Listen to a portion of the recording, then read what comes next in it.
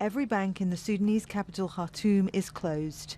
People who desperately need cash to buy food and other essentials are unable to withdraw their money. Since Saturday, all banks have been closed. There's no water or electricity. The people are suffering. I'm a security guard. I'm feeling the brunt due to the absence of security. Across the Nile River in the city of Omdurman, almost every shop is shuttered. The few that are still open are running low on supplies. We haven't been able to procure any goods since Saturday. I'm selling out of the stock in my shop and warehouse. If it runs out, I have no alternative but to wait patiently until the dust settles. The price of food has spiked in the last week. People worry about how they'll survive if the fighting between the army and the paramilitary group, the Rapid Support Forces, continues for much longer. Honestly speaking, prices are very high. We cannot drive around to get what we need. We call on both parties to sit and reach an understanding, otherwise our country will collapse.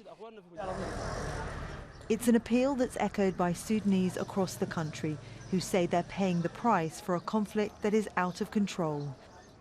Victoria Gatenby, Al Jazeera. Karl Schembri is the regional media advisor for East Africa and Yemen at the Norwegian Refugee Council. He says people are resorting to desperate measures to escape the conflict.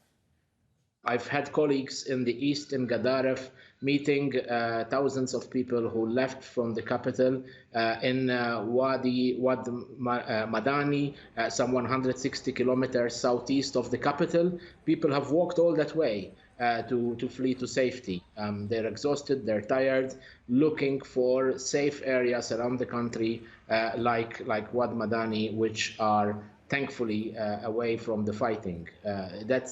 That's the experience of many in Sudan right now. A lot are going towards Port Sudan, trying to evacuate from there. But in the meantime, many are internally displaced, looking for shelter in camps and reception areas that are being set up by the local authorities and local volunteers. The UN have reported over 20,000 who fled to Chad already, a few thousand gone to South Sudan, Egypt and Ethiopia.